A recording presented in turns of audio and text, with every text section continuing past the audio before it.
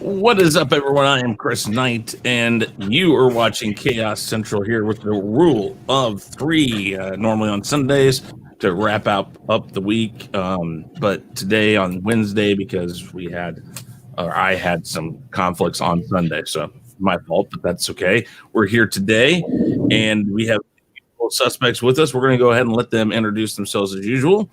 And we're going to start with Nzo. Nzo, go ahead and tell everybody who you are, where you can be found, and what is your bank account number. And please.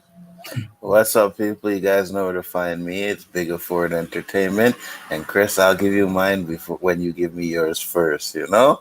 I'll give you one that's like 15 years old. How about that? No. I want the one that you're using currently right now. The one that your paycheck's going to right now. Oh, okay, that one. I have conveniently forgotten all about that one. I'll give you one better. You call your credit card company. You put my name on as an additional card holder, and then they'll send it to me, and we're good. Oh, yeah. That works. Yeah, right? Well, that's great. Well, I'll go ahead and continue with telling them about yourself here. Yes, guys, it's like I said, the channel is Biggaford Entertainment. Do a whole bunch of shows, Rule of Three, Chaos List, Chaos Conversation. We got Square One, we got Equilibrium, and Storms Live. If I missed one, I'm pretty sure Danny will mention it. Because wherever you see me, you see Danny, and fortunately, we're like tied at the hip, and I'm trying to get that chain off. You know what I mean? But he just keeps holding me back. He just keeps holding me back. Hear this? Oh my word! I don't know. Canadians, boy, I tell you, man, they can be ruthless sometimes. Nah, man, we are the nicest people you guys will ever meet. Mm-hmm. And if that's nice, then wow, we got some problems. All right. Well, Danny, go ahead and tell everybody about yourself now. I am Danny, aka Comic Chat. On my channel on YouTube, you can find me at Comic Chat. On Twitter, you can find me at Comic Chats 2. Several shows with you guys on Monday, Tuesday, and Wednesday nights. 9 p.m. on first two nights and 8 p.m. Eastern Standard Time tonight. Do a lot of shows together, like I said, Nzo. We have one on Saturday, usually at 4 p.m. called Square One. It's totally sports show. Try to talk about the current state of the NFL and the NBA, any other sports events that may come up during that time frame. Also, you can catch us on Sundays. Equilibrium has been off probably about a month now. And that's mainly my fault because, unfortunately, my primary profession, makes me work a lot on Mondays doing security work. So as that slows down and I'm free up, I get back into the regular schedule. But glad to be here on the show and ready to discuss these topics. Indeed. All right. So we normally spin. We get 3 topics from the spins, random, how it goes, and all that fun stuff. But today I'm going to have to change this real quick here. Let me get the right question. Here we go. Okay.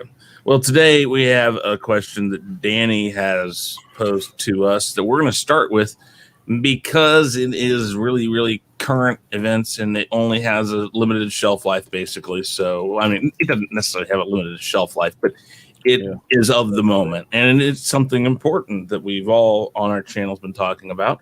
So let's start with this question, gentlemen. We're just going to jump into it with, how is Marvel going to respond to the Black Panther character now that Chadwick Boseman has passed? So who wants to start this?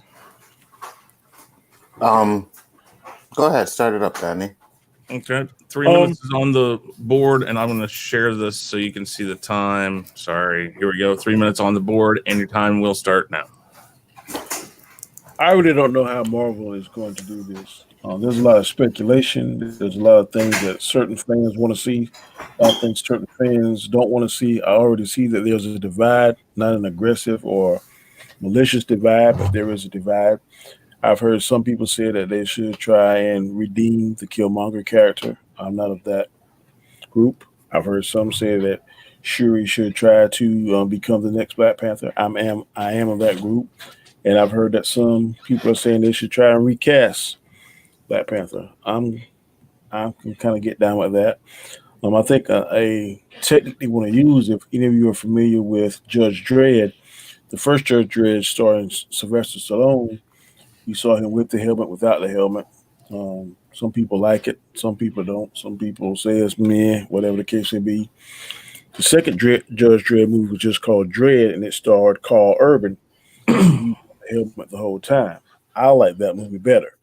So some people are saying they could use that same technique and just have whoever plays Black Panther, not say that he got killed off or anything or died, Chadwick Boseman, but this he would have his helmet on the whole time. I'm cool with that. That could work if they do it a certain way. I don't know how they're going to do anything in the throne room or when he's doing stuff privately, but that's an obstacle they can tackle if and when it gets to that point. There is source material where Shuri is the queen and gets the mantle of Black Panther. I think that's something that we can explore because she's already been exposed to the current Black Panther audience. They've connected with her, they vibe with her. In some scenes, she stole the show. There is a definite like for her. So I think physically she could bulk up, beef up, do whatever she wants to. And the storyline I would go with is that there is some kind of threat to Wakanda, be it Doom, be it Namor, whomever, and Wakanda is without a Black Panther. So she is going on some ancient stuff on how you can retrieve the Black Panther powers because there's no longer the heart-shaped herb to do that. So she goes on this quest to the Panther God and goes through whatever trials and tribulations that she has to do. And she finally is deemed worthy of the Black Panther powers, which granted by the Panther God is more substantial than they were by the heart-shaped herb. And she comes back and saves the day, fighting whatever threat there is to Wakanda. I think that would be hot. I think that would be fire. I think it's doable. But again, I don't know what Kevin Feige, Ryan Coogler have in store for us, but whatever it is, I think it's going to be tasteful and respectful. Okay. Very, very good. Anzo, 3 minutes on the board. Your time starts now. Yes, sir. What's up, guys? How you guys doing? So the question is, what should Marvel do? First off, rest in peace, Chadwick Boseman. I like to say that every time we talk about him because he's done a lot for us. But going back to the question now, is I've always said I think I would rather see Shuri take over the mantle of Black Panther than anything else. I really don't want to see them recast him. I know Black Panther is years away. It's maybe 2 years ago. I think it was 2022 where they said they were going to do it, right? And that's 2 years away. Maybe you can do it to maybe 3 or 4 years away and then recast him if that's really what you want to do, if you really feel that you need to recast him. But like Danny said, in the comics, Shuri was the Black Panther. So I'm like, why don't they just make Shuri the Black Panther? I've said it many times. Black Panther was a movie that inspired little. Danny, do you think it's an automatic $1 billion movie when it comes out? I think so. I think if they do it right, I would definitely try and get it in Black History Month. I think that would definitely help. Yeah. I would promote it and do it in a very respectful and tactful way. I think a lot of people will go to it. I think it would make $1 billion. Yeah, I think so too. I have never heard anything negative about him in any shape, form, or fashion. Yeah. People need something, I think, to gravitate to and to show an example that there's still good in the world. Because right now we see all the negative stuff, and all the negative stuff is put front and center. To see somebody that everybody, black, white, old, young, thinks was a genuinely good person, I think would be very refreshing. I agree. All right. Let's see here. 3 minutes on the board for me. First things first, I think Marvel takes a step back from Black Panther right now. if we have him in other movies, it's going to be CGI or somebody, just in the Black Panther uniform. We're not going to see T'Challa out of that uniform. They may acknowledge that it's him. They may do something like use his vocal lines that he's used in past movies and splice together his voice. Of course, that's all a bunch of legal stuff that they're going to have to go through with his family and stuff. But I kind of think right now, with what this movie meant and the character meant, as you said, Nzo, to the Black community, that's kind of something that I think they would see as a noble cause. In limited amount. I'm not saying like use them in 40 minutes of a movie and have a whole ton of stuff where they're just CGIing him and all this other stuff. Respectful, quick amounts. But if he's in a movie, I think they can still work that out.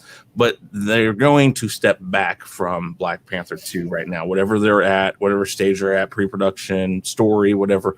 I think they're going to take a step back. And they're really going to try to feel out this. And I know we're talking Disney, but we're more importantly talking about Marvel, which still has enough of a separate feel away from Disney, surprisingly. There's a lot of Disney-esque stuff to it, but it's still very much separate. Feige's very much in charge at Marvel.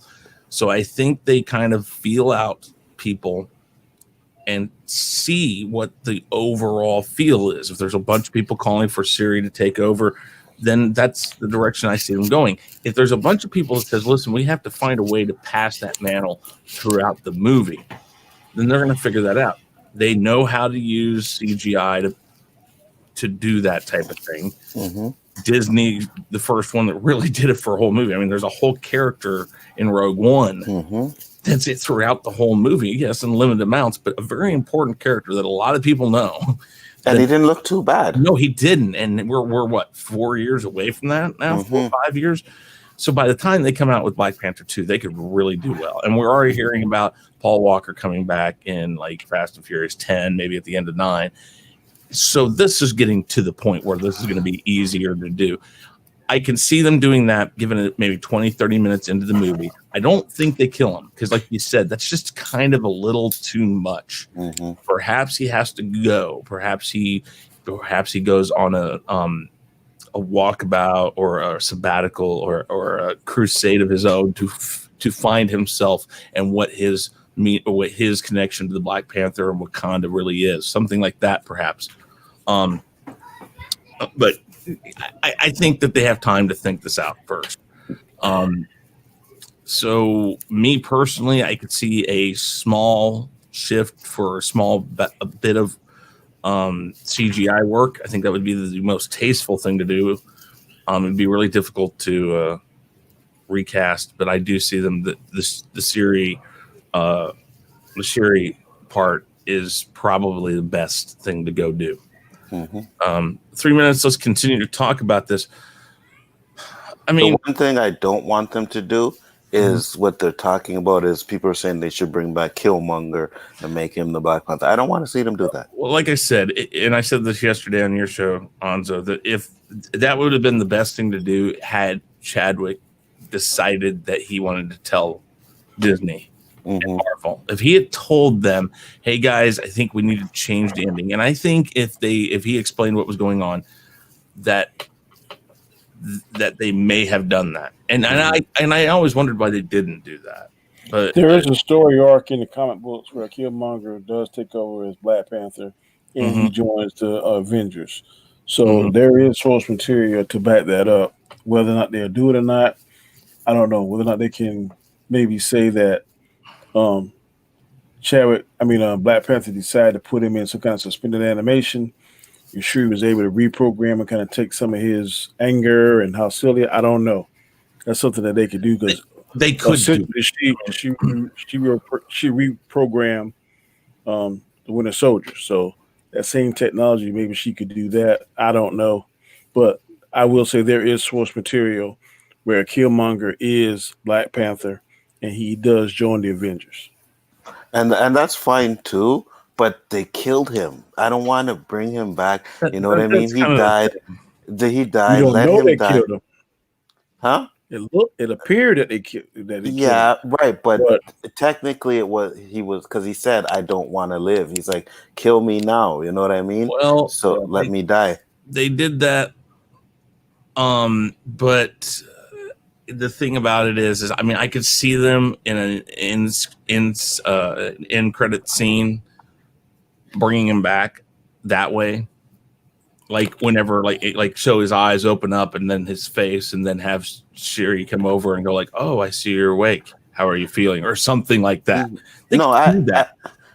I get that too, right? But I'm just like, to me, it makes it seem like they're just trying to make up for what happened, and that's the issue, because it doesn't feel like that was the plan from the first Black Panther. And exactly, but the thing is, oh, go ahead, Danny. What may be possible too is based on Michael B. Jordan, and he was talking about what good friends they were.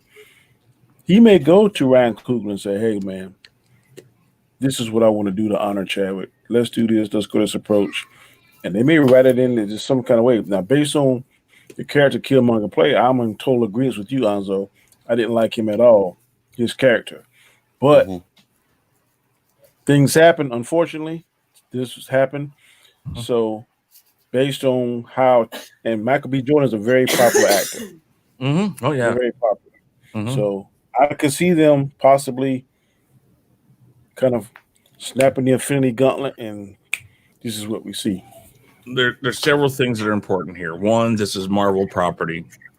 They're really particular about it. Two, Kevin Feige is in charge, not Kathleen Kennedy or Bob Iger.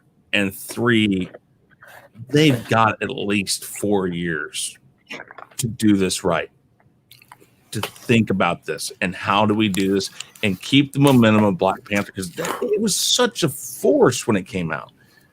I mean, but they've got time, so they do.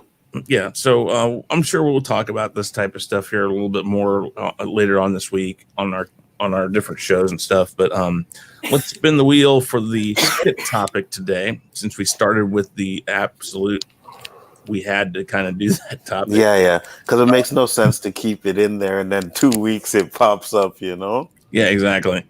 All right, after seeing Black Adam teaser trailer. Hold on, let me go back to full screen and let me get this out of here. Okay, after seeing the Black Adam teaser trailer, what are your overall feelings about this movie going forward? So I will cut that out. I will put that into the chat for everybody, and we'll bring the 3 minutes up. And who would like to go first? I'll go first. Very good. 3 minutes on the board. Your time starts now. First off, I just want to say, like, Danny did an 8-minute video on it, so we know what he thinks. And his video was funny, so you guys definitely need to go check that out. I mean, the first 10 minutes of that shit had me laughing. But yeah, with the Taylor trees, my feelings are excited for it, you know? I watched the whole DC fandom, like every single one. It wasn't the one that I was the most excited for, just probably because they didn't really show any clips or anything. But man, the way he was talking, like if there's certain things that they plan to do, like maybe bringing in the JSA or even the Justice League, I am definitely down for that, right? Because I like Shazam, but I don't think it's only going to be Shazam that's going to be fighting Black Adam, you know, so he's gonna have some villains in there, and we have Rock, so we already know that Rock can do some action movies, man. You know, his acting is good. A lot of people say that, you know, he's cast type, I guess, or he acts the same in all of his movies, and I don't actually feel that way. I really don't. I mean, some of them, yes, but if you go back and you watch Jumanji, the second one, where he actually has to pretend to be Danny DeVito, you know what I mean? Does an amazing job. So I've always liked Rock from wrestling.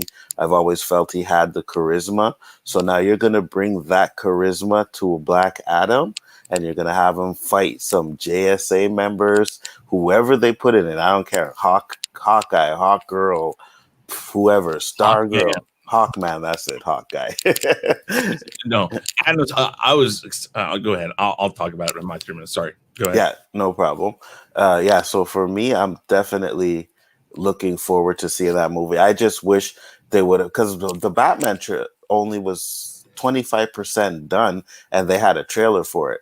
So I wished maybe they would have had something, even if it was just The Rock in the actual Black Adam suit instead of the picture. That would have hyped me up even more. But I mean, at the same time, just the way The Rock was carrying it, he has the passion. He's been trying to play Black Adam for how many years now? At least, I want to say like 5 or 6. Exactly. I mean, this was talked about back when the DCEU stuff was really kicking in. Yep, exactly. So my point is, let's get that Black Adam movie going.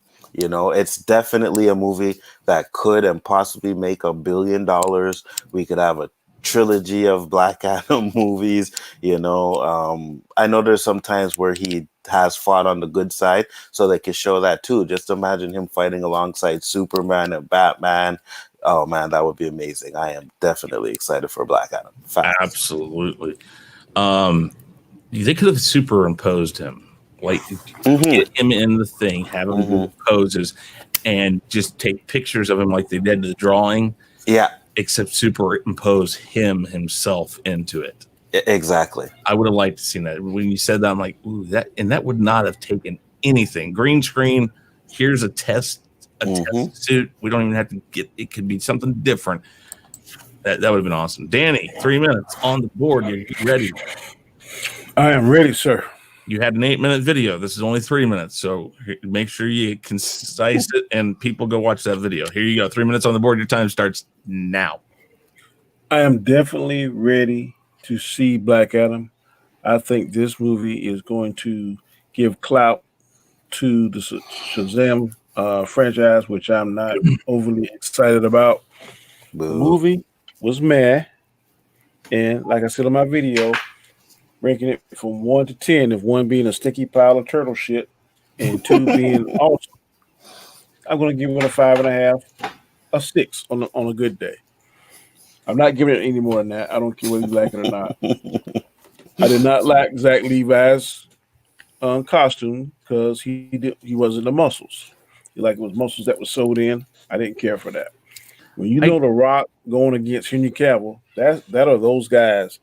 They didn't have too much suit work to it. So you need to go ahead and put in the work and the commitment if you want to hang with those 2 guys.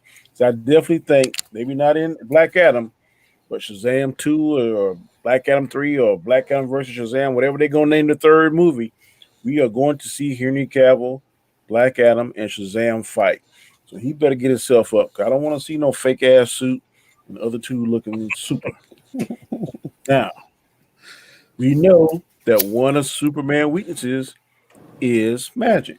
I didn't make the shit up.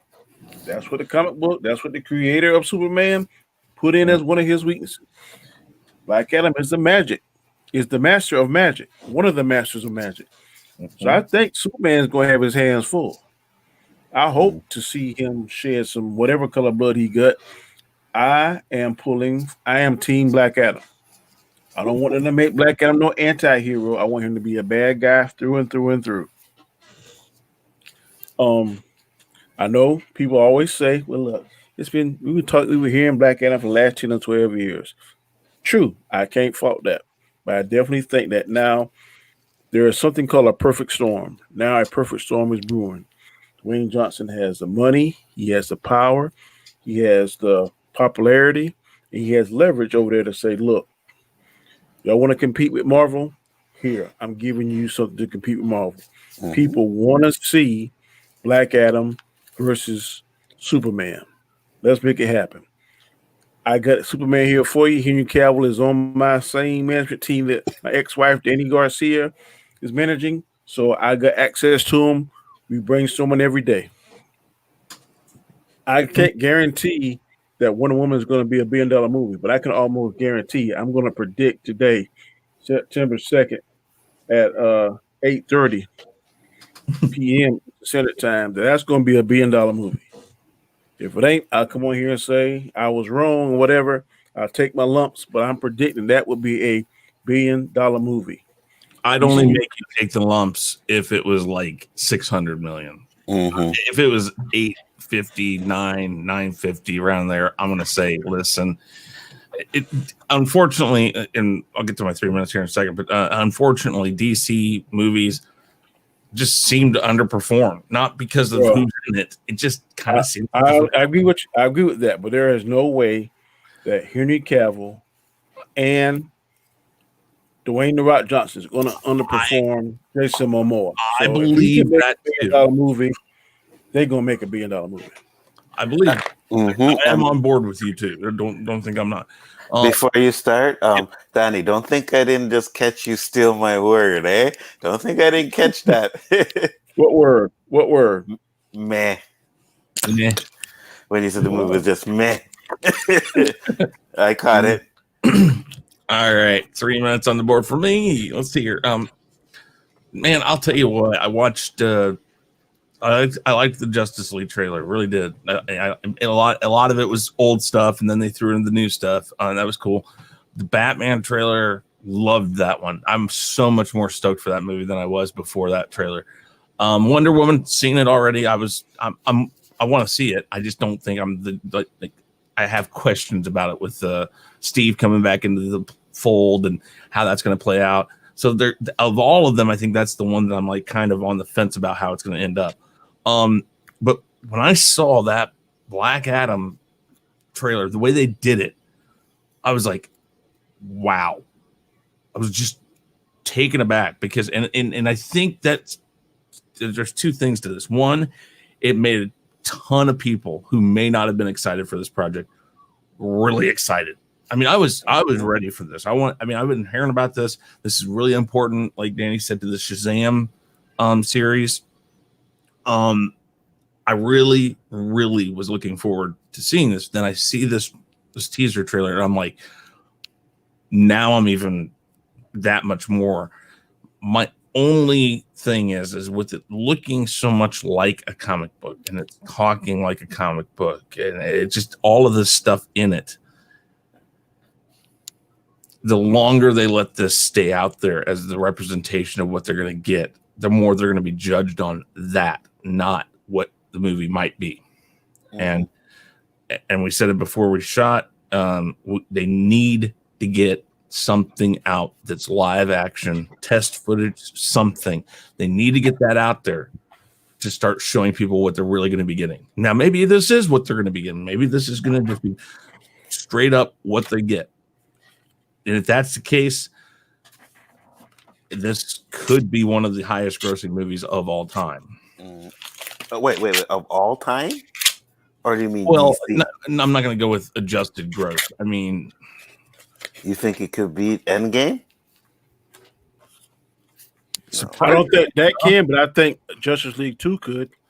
Well, there's that. But surprisingly enough, depending on how much farther out it is, it might give it a run for its money. And just being a single one character movie, that's gonna be crazy. I mean, what's Endgame at right now?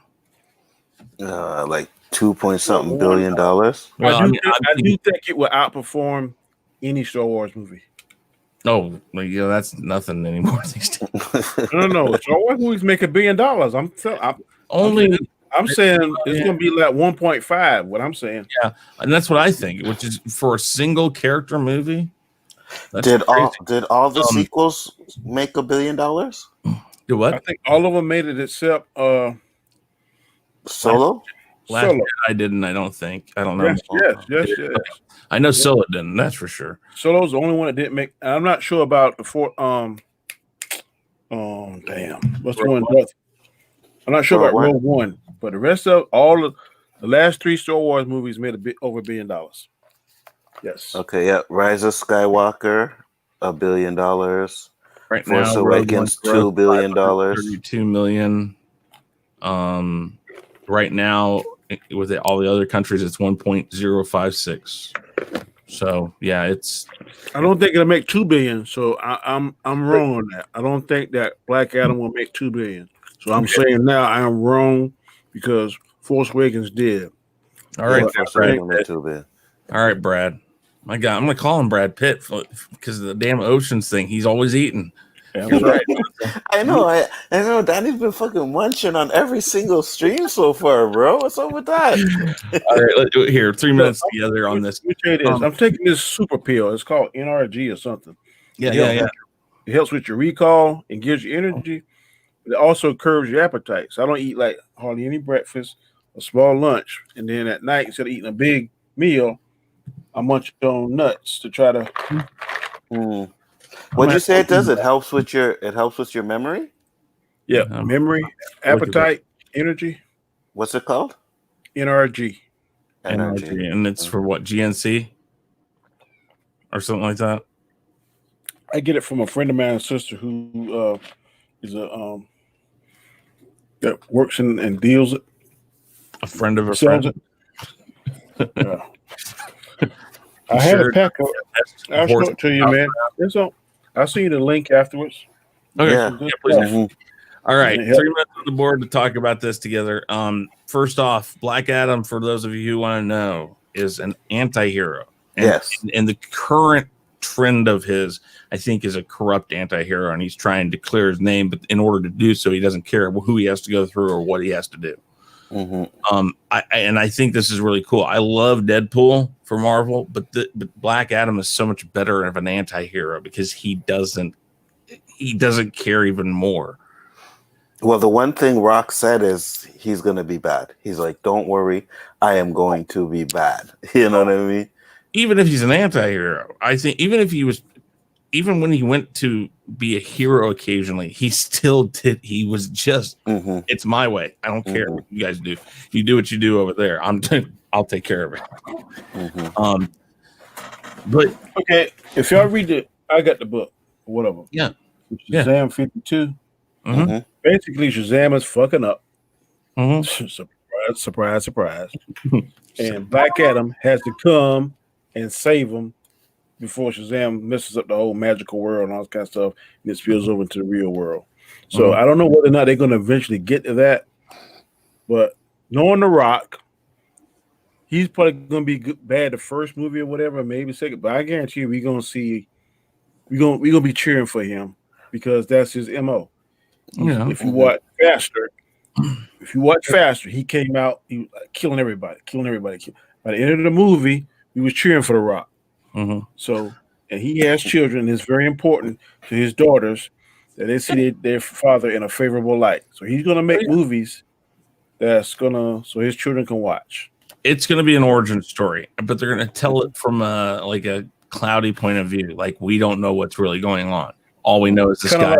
Kind of like Venom.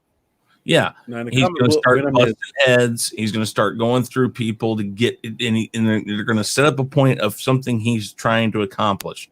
But the way we're going to see it at the beginning of the movie is it's because he's greedy, he's evil, all that. And as the movie goes along, there will be something thrown into there in his backstory that makes it make sense to the point where we're like, okay, he's not the nicest guy, but he's ass. Yeah, I see him being like maybe the Loki of the DC universe. You know what I mean? The comedy. He'll be good when it suits him. He'll be good when it suits him. Yes. So yeah. No, definitely. But, no. Sorry, and no, you better believe there's going to be comedy with The Rock. Oh yeah, there will be. I mean, his one-liners. I'm telling you, I would love for like Superman to fly up. He said, "Who are you supposed to be?" And he said, "I'm It doesn't matter if he does that." I will stand up and clap for the next minute. That would work. If he does one of his Rock impersonations or catchphrases in that movie, I will fall the hell out. Yeah, I'd be happy to see that. I was gonna say though that if we're talking $1.5 billion, do you realize what that means for a singular character movie? That's crazy. I mean, Aquaman was a singular character and it made $1 billion. Which one? Aquaman. Yeah, Aquaman did make $1 billion. Despite itself. God. I mean, I didn't hate that movie, but man. Really? I thought it was okay. I thought it was. That's what I mean. I didn't hate it. I just. It was better than Shazam. Listen, it could have been. I don't know about that. I liked Shazam a little better, but Aquaman though, for what it is, Aquaman. and the stuff that's been said about it in the past. I mean, think of oh shoot, This is one place where DC was smart.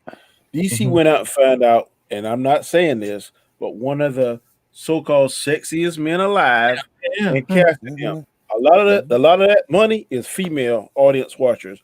Cause I got ladies that work at my office. Oh my God, when you say Jason Momoa or Jason Statham, I'm like, oh my God, it's like a waterfall. Yeah, because Wonder Woman didn't even make $1 billion. No, and I would much rather see Gal Gadot than Jason Momoa.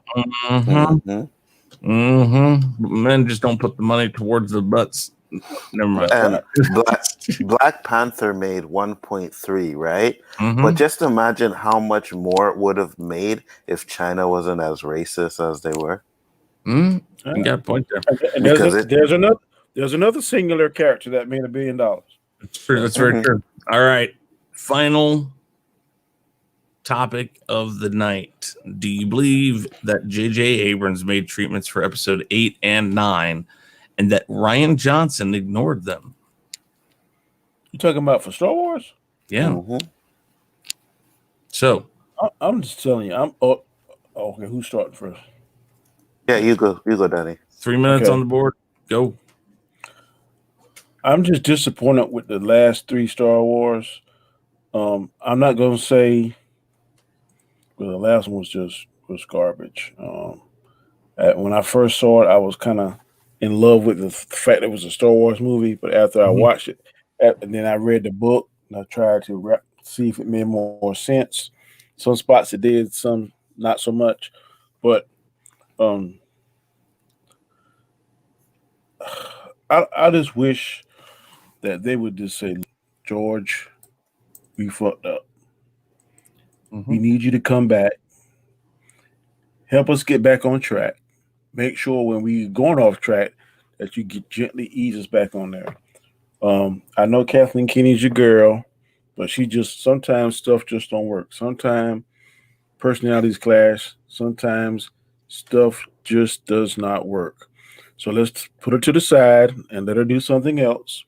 Even though, if in a business standpoint, her movies were profitable. Under her watch, Star Wars was profitable.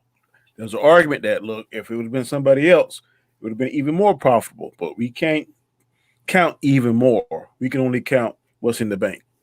So I'm not totally going to blame her. I'm not going to keep beating that dead horse. I think he should definitely let Jon Favreau and Dave Filoni take over, collaborate with George Lucas, and do something different. I'm tired of seeing stories about Jedi. I want to see more stories about either the Old Republic. In specific, I want to see stuff about the Sith. There is, contrary to Kathleen Kennedy's belief, there is source material. So somebody should start reading some of these books. I say read. I'm not a big fan of what's the word I'm looking for? I did a comment on I don't mind going back to the other books, the EU books. You don't have to be what's the word? Canon, yes. I don't give a damn about canon as it relates to Star Wars. Go back to some of the EU books. There are good stories in there. The Ruler 2, Darth Bane, all those stuff. They can do stories on that. And I'm telling you, those books are fantastic. They could do Shatterpoint. That's the story of Mace Windu. I read the book. I'm telling you, there's a lot of stuff they could pull from that's not necessarily canon. So I don't know whether JJ did it or not, but whatever he did, it did not work. So if something doesn't work, the definition of insanity is to do the same thing over and over and over and expect a different response. It did 7, 8, and 9, and all 3 of them was a failure to the Star Wars fans. Do you believe he had an outline? I don't know. Okay. All right. I do not know. Okay. Anzo, 3 minutes on the board. Your time starts now. Okay. So those of you guys who follow me and checked out my stuff, actually know that I am not a big fan of the sequels, right? There's things in them that I like, but just all in all, I wasn't a big fan of them. And do I think J.J. Abrams made treatments for episode 9 and 8 and 9? Absolutely, I do. He had to, because he created Rey, he created Kylo Ren, right? So at least he had to know their backstories. He had to know the beginning of them, and he had to know the end of them, where they wanted to be, right? Because you're building a story around these characters. So definitely he did have treatment. And I was trying to look for it while Danny was talking, but I believe there's two things. There was the editor, or J.J. Abrams' editor, says that he did write the treatments and Rian Johnson threw them out. But I also seen an article with, I think it was a creator of the Clone Wars cartoon or something like that. I can't remember, where he literally said that Rian Johnson not only threw out the script, but he didn't care for anything that happened before. So he was basically saying that Rian Johnson went in there and just did what he had to do. Now, again, I know a lot of these guys may be bitter because of what happened with the Star Wars sequels, but at the same time, there has to be some truth to it, right? Because like I said, if I'm creating a trilogy movie and my main character is Rey or whoever, I'm gonna at least know who she is, where she starts, where the middle is, and where the end is of that part of the story. So he may have told him. I mean, people are thinking when they say treatments that he had like a whole script and wrote it down. No, he probably said, listen, okay, this is where I started. This is what I want Rey to be. This is what I want to happen to Kylo Ren. This is the part of the story, blah, blah, blah, blah. Do what you want with that. And I think Rian Johnson just said, you know what? I don't like this. I don't think that. I think this. I want to do it this way. And Kathleen Kennedy backed him up. Kathleen Kennedy said, hey, I like your ideas better than JJ's. So you know what? Let's do that. And by doing that, it ruined what JJ was trying to do. So when the Rise of Skywalker came out, he had no other choice but to retcon some stuff or to work around what Rian Johnson did. So that's what I'm saying. It's like, I definitely believe that he did explain to them where these characters were to go. And I believe that Rian Johnson just said, fuck it. I'm going to do what I need to do, So that's definitely what I think. So that's what I think. Okay. All right. 3 minutes on the board now. So did he have treatments? Well, he may have known beginning and end, but he obviously didn't tell anybody else, because here's the deal. There are articles, and I do have a couple picked up here. I don't like the one that talks about according to Rian Johnson, because it's horrible. But there's a part in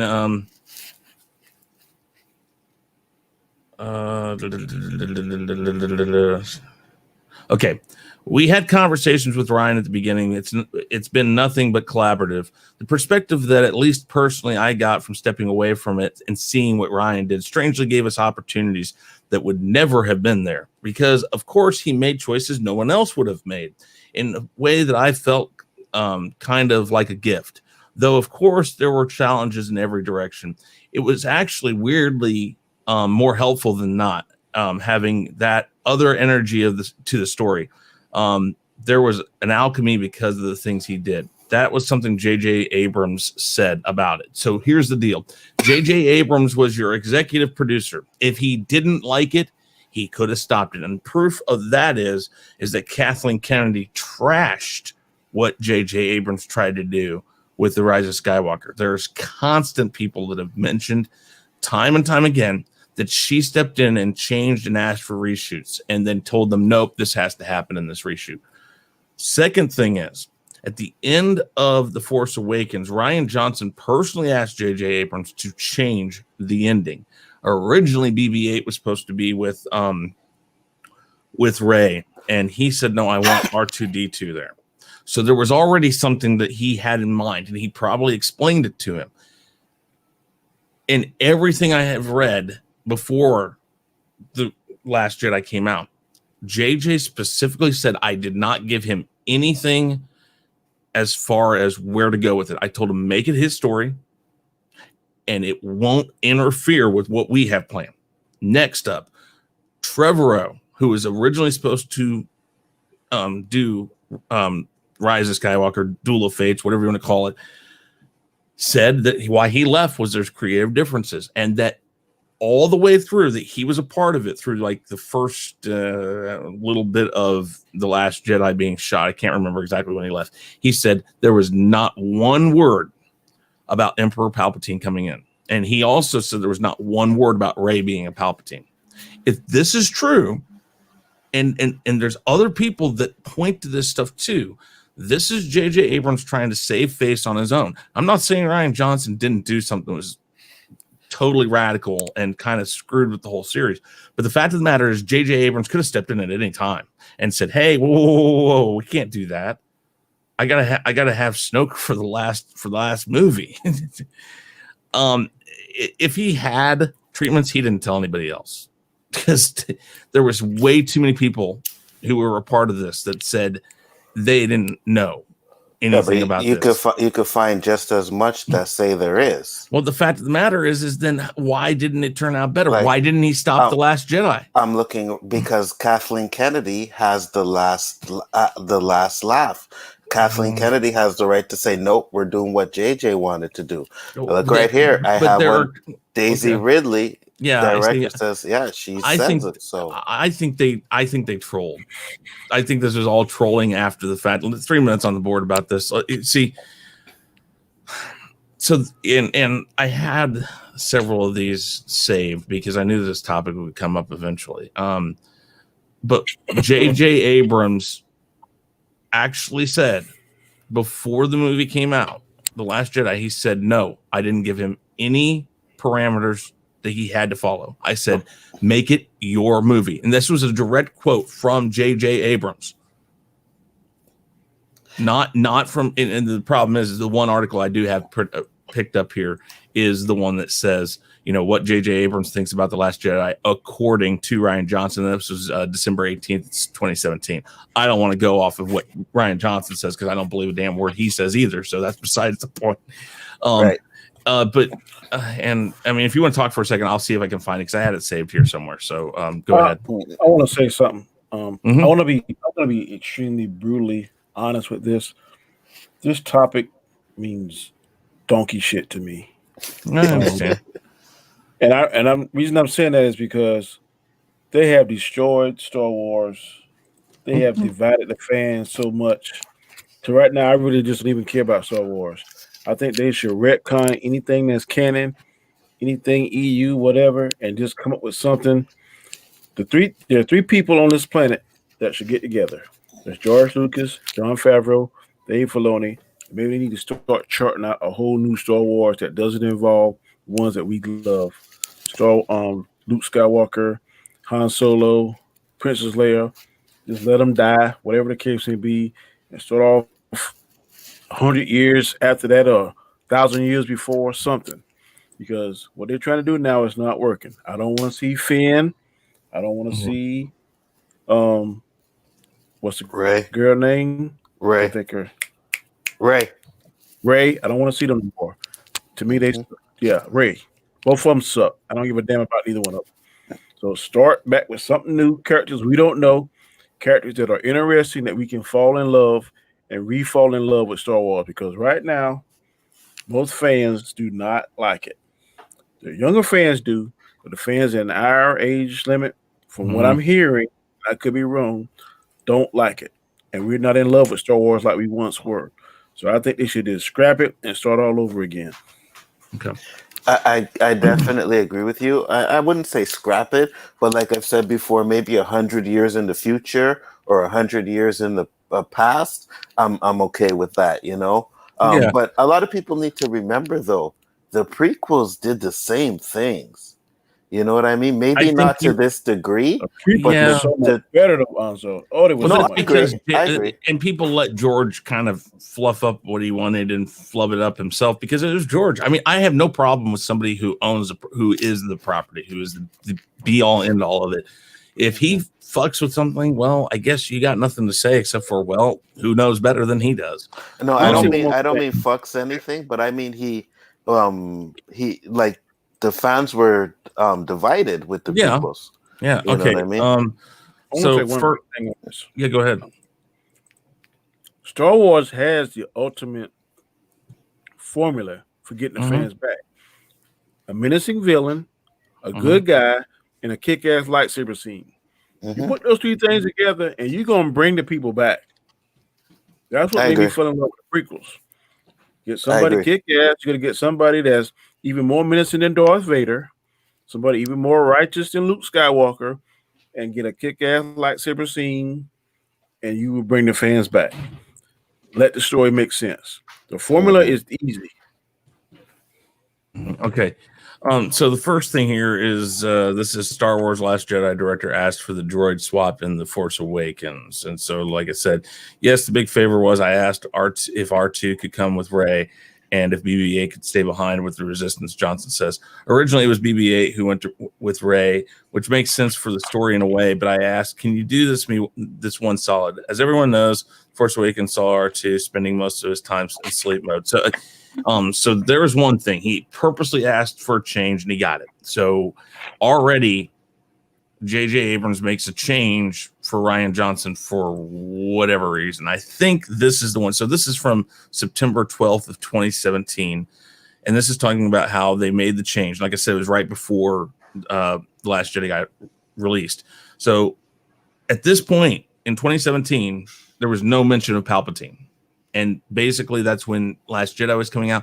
So if he had a plan, then it should have already been known here. But Colin Trevorrow, still attached until this point, says that there was no Palpatine in it. That means there was a major course correction, which means to me, again, because no Rian plan. Johnson killed Snoke. Well, that's fine, but this is Ryan Johnson killed Snoke. But that's exactly why they had to bring hold on. I'm looking for if this is. I'll look for the other one I've got because I got like 6 or 7. You seem generally frustrated about this. No, I'm just saying it isn't. Wait. Oh, here we go. I'll just say for me, there's too many contradicting arguments. So who really knows if they did or not? You know what I mean? And I'm one looking article, for the quote though from J.J. Abrams because that's kind of where. Yeah, but people say things all the time that they don't mean in Hollywood. Why would he say that if it wasn't true? Why would Ray Parker say working with Josh Whedon was the best thing that ever happened, and then come out and trash him? Well, that's an actor. That's different when it's an actor. I think. Why is it different when it's an actor? Because they're under contract. But it's a director. Yeah, that's great. So is hold on, J.J. Abrams under contract as well. It doesn't. But J.J. Abrams is above Rian Johnson at this point, right? But he's not above Disney. Him. All he has to do is but he's not above Disney, so he's not going to trash anything that Disney does. John Boyega wasn't trashing Disney until after either. Yeah, but I mean, like I said, I'm going from stuff that was in 2017. If he had an issue, and if he actually had treatments, stuff would have been said starting then. No, they wouldn't have. I think there would have been. No, they wouldn't have. Again, why do you have 2 different directors, and 3 different directors if you count J.J. Abrams himself, stating that there was no original plan? And like Tommy here even says, originally there was no original plan for all. They were doing 3 separate directors, 3 movies, and there was no original plan. Able to do. But what I'm saying is there had to have been. There had to have been. You cannot create a hold on. Look at the Star Trek. Hold on. Let me finish. You cannot create characters like Rey and Kylo and not have a start and finish to end to them. But J.J. Abrams does that. He does. How do you know? I don't believe that. Because look at his other movies. I don't believe that. The laziness behind switching the Khan thing at the end. It's like he never goes in with a plan. He goes in with this grandiose idea. You find that lazy. I loved it. It was ridiculous. I loved it. I loved the fact that it was Kirk that sacrificed himself. And I just didn't. What's the point of that? I didn't like. It was like, that I did not like. The fact that they brought him back in the same movie like 10 minutes after he died. I don't want to see come a on. reshoot of a movie I've already seen that's 10 times better than that movie. The point is, he's still trying to say that there's a correlation between the two universes, right? Even though things have changed, they still kind of went on the same path that they did in the original timeline. I think J.J. Abrams is a poor man's like Kubrick. He doesn't think like Kubrick does, because Kubrick would throw things in there that until Kubrick said it, you're like, holy crap, what the hell? You don't know JJ, so you don't know if he's like that. You don't know. But he never gives an But he never finished the Star Trek series, right? He wanted to leave it from the first one. He only wanted to do the first one. He didn't want to do second or third. He didn't want to direct these last two. Again, proof positive that he didn't have a plan for all three of them. I mean, I'm not saying he had a plan. He had an outline. He had to have had an outline. A plan is an outline. A plan doesn't mean I have step by step. I'm just saying that if Trevorrow is coming in here and he said, when I was attached to episode 9, there was no talk of Palpatine. There was Rey was not a Palpatine. Because all of this stuff. Why do we change it after? Because they killed Snoke. Fine, you kill Snoke. That's all right. You don't have to. Happened. Listen. Easier way of doing this. You already made force projection. What better way to make Kylo Ren turn into this person that Snoke was trying to make him, by making him think he killed Snoke, and then you just prove nope, he was somewhere else using force projection. Because the force projection was a Rian Johnson thing. Doesn't matter. You can still use that, and then say, look, nope, he's right back here. He didn't like it. Not dead. Doesn't matter. He didn't like it. But that's the thing. You can keep your story. You could. And then hold on. And then another thing too.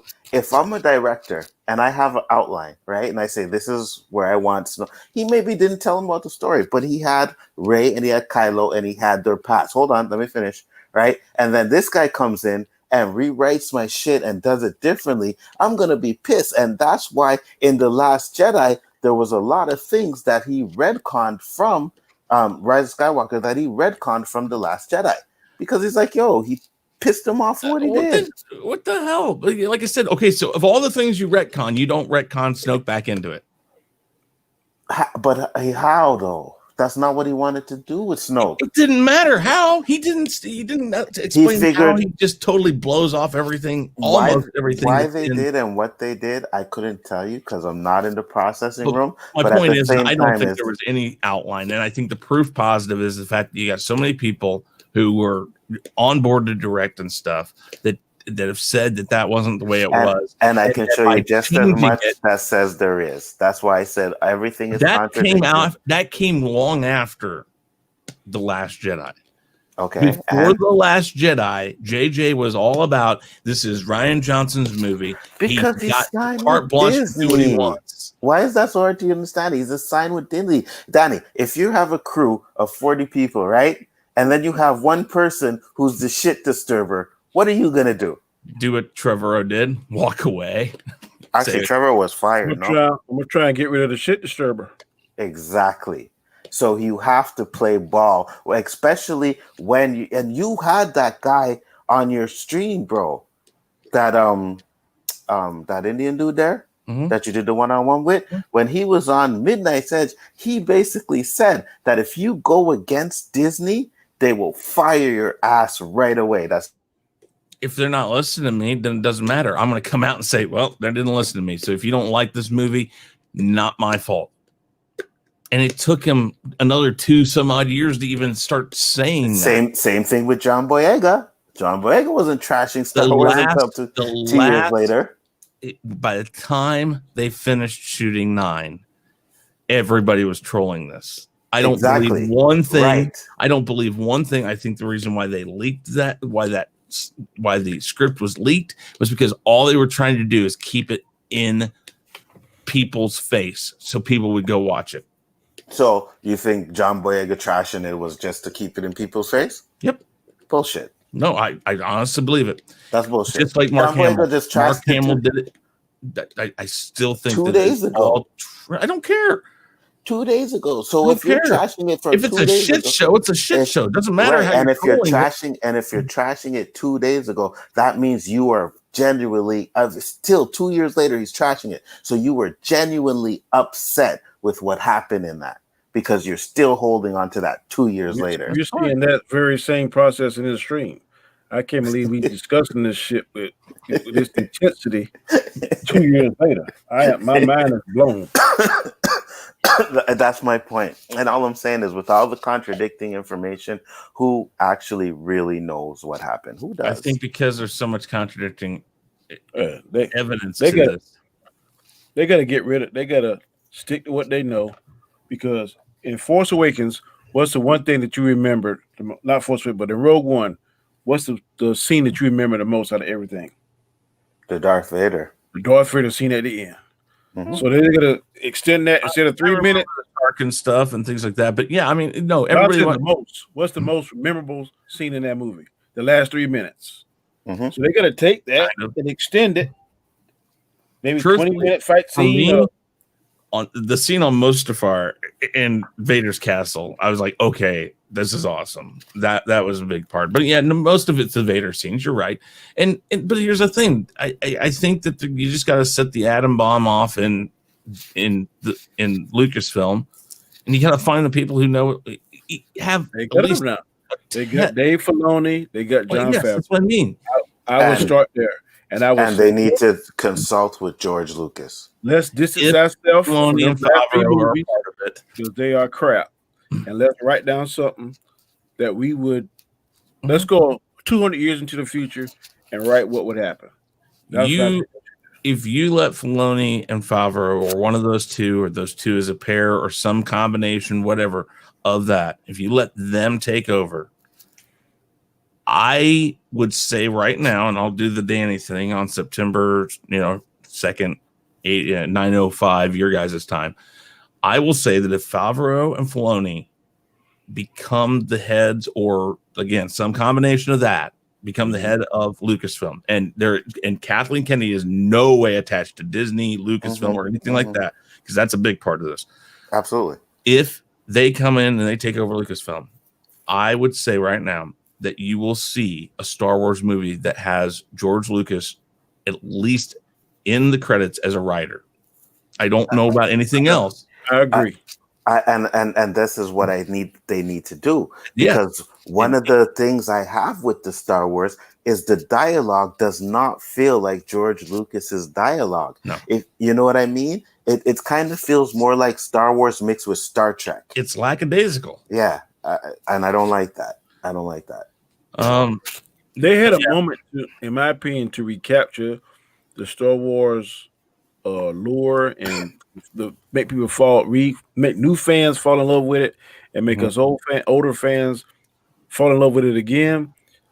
When they had Luke going against Kylo Ren, that should have been an epic lightsaber duel. Should have been. It would have saved the movie had it been. But that force projection, while it was a great feat, it was underwhelming to me. I left the theater like, it should have been. He should have been able to cross sabers with him. He should have been able. That would have saved the movie. That would have saved that movie in my opinion. Yeah, because nobody else would. You wouldn't have thought of anything. In fact, if Luke had been able to do that and stave him off and save them, and they get away, badass, and then exactly, and then actually show him like the prequel fights, kind of be able to do what the prequel fights were like. If you showed him doing that, and then he kind of goes off to goes back in the cave after Kylo runs away because he got hurt or something. And if he went back into the cave and made sure that they were gone, and then he sees Rey do her thing with the rocks, and he sees that, he feels a sense of relief, and then you see him fall down and disappear, that would have worked. I do believe you're right. You see, for me, absolutely not. Dying from using the Force, I cannot stand that. I hate it. I don't like them dying from. This is what Force. Nobody's ever done that before. I don't care. Because Luke is supposed to be the most powerful Jedi. You understand? You're not supposed to die from using the Force. Now, what I would have liked for them to have done is Luke actually fight Kylo Ren and Kylo kill Luke. I would have been okay with that. But I do not like the fucking. I do not like the fucking dying. Not with this being a star. Not okay. Again, more to the point.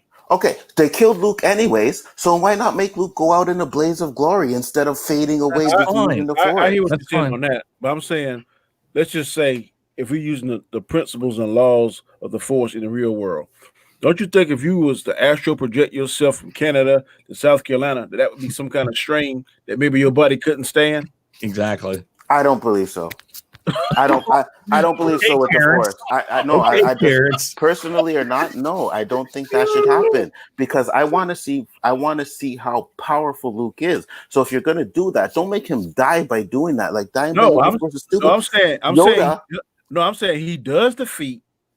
He fights everything, and he beats Kylo. Then the strain of the projecting himself and the fight, defeating him handily. Then he dies. I don't have a problem with that. Look how old Yoda was, right? Yeah. And then Yoda was not human. I don't care. Look how old Yoda was, right? Yoda was limping. Yoda was limping with a cane. Yeah. Pulled in that Force power and did all these fucking young. I agree with you. Yoda has never astral project himself over a damn galaxy, but that doesn't have to kill him. Time out. Here's another thing about this, and we're kind of going away from this, that this was supposed to be the finish of the Skywalker saga. Yes. If JJ had a plan, wouldn't you have at least said that since Ben is since Kylo is the closest thing to a Skywalker because he has Skywalker blood in him, that you would have finished the movie with him as the Skywalker, no matter if Luke was killed by him or not? There's the problem. No. At the end of it, you have somebody just taking the mantle. I didn't want Kylo Ren to be redeemed, though. That's the thing. I didn't want Kylo Ren to be redeemed at the end. I wanted him to be the bad guy. He could have still been the Skywalker that just took the different path that Luke did. And if you have Kylo Ren kill Luke, it shows you how much more powerful Kylo Ren is. I don't know. Absolutely. They just. I think the three of us can agree on one thing about this. They totally fucked up and mishandled this trilogy. It's not even a trilogy. It's not even a trilogy. And I mean, and you know, I'm just saying that we don't know. You're right, Anzo. We don't know. There's so much crap out there right now that back talks everything. And again, like I said, by the time 9 was coming out, everybody was trolling it. Everybody. Mm-hmm. And yes, maybe Boyega 2 days ago isn't trolling anymore. Of course, it's pure hatred. I don't think, and even Daisy Ridley recently said that she believes her career is ruined because of Star Wars. Mm-hmm. You didn't hear that before. Yes, you did. No. Not well. Oh, no. Okay, I understand what you're saying. You didn't hear that before the movies came out. Exactly. Before these movies came out. Yeah. I hear what you're saying. And yes, it's happened before. I don't think Daisy Ridley's career is over. I don't think Boyega's careers are over because I think they're great actors. I just think they're given a shit show. No, it's good. The guys like Ahmed Best, his career died because of that, but he was nowhere near what Daisy is, and you know what I mean. So obviously that's going to happen to him. So. But John Boyega is going to be wanted. I mean, yes and no, because his other movies have flopped as well. You know what I mean? So that's kind of putting a damper on it too. But it's not Star Wars that's killing his career. It's the fact that other movies have flopped as well. He's got a bad agent. It's other movies have flopped. I love Boyega. Boyega is such a he's a class act. I love him. Yeah. Okay. Let's wrap this up, guys. We've been going for an hour and 12 minutes. It's about average. So with that said, go ahead and tell everybody about where you can be found and all that good stuff. Anzo, go ahead. What up, guys? Like I said, you guys know where you can find me. Biggaford Entertainment. I mentioned all the shows at the beginning, so if you really want to know, just rewind back and you can hear all the shows I said. Just wanted to say very good conversation and topics today, so great show. I appreciate it. You know, I love being here. Yeah. Awesome. All right, Danny, tell everybody about yourself. I am Danny, aka Comment Chat. You can find me on YouTube, Comment Chat. You can find me on Twitter, Comment Chats too. Monday nights, 9 p.m. Eastern Standard Time. Tuesday nights, 9 p.m. Eastern Standard Time. You can find me on the Chaotic Conversation on Mondays and Chaos List on Tuesdays, which is Nzo's show. And I think tonight will be the new show time. Is Wednesdays at 8 p.m. Eastern Standard Time. You can find us here on the Rule of Three. Also, Saturdays, 4 p.m. Eastern Standard Time. I do a sports show with Nzo and Diesel and Min Diesel called Square One, mainly NFL, NBA. Please check us out. Sundays, if I'm not working, I can be found at 5 p.m. Eastern Standard Time on Equilibrium, where we have not finished up our discussion on Stargirl, but maybe one day we will do it. But as soon as we roll out of Stargirl, we'll be rolling into the boys too, because I think they start next week, if I'm not mistaken, season 2. So we'll roll from one series to the next. So I know that's a lot of shows to watch, including with all three of us. But please pick one or two, support it. Please subscribe. We need your subscriptions. I'm trying to get to 1,300, which is my next milestone. And I only do that with your help. Also, you can catch me and Nzo and sometimes Chris on Storms Live. Usually go 4 or 5 times a week. So we're out here. We have good content. Please join us. Please click. Thank you again. Oh, and Chris, just to let you know, you might be getting a little message for Friday night with Rob. Okay, cool. You celebrate this 25,000 subs. Oh, Yeah. wow, that went quick. Yeah. You might get 26. He's halfway there now. Yeah. Awesome. So maybe 26. Did he mention Parasite again? Nope. No. The power of the pen. Okay. All right, guys. Well, thank you again for being here. Appreciate it, guys. And to everybody out there in chat, thank you for watching. Again, yeah, we got lots of shows, but there's lots of time to watch replays and things like that. So check it all out. And with that said, guys, say good night. Peace. Bye-bye.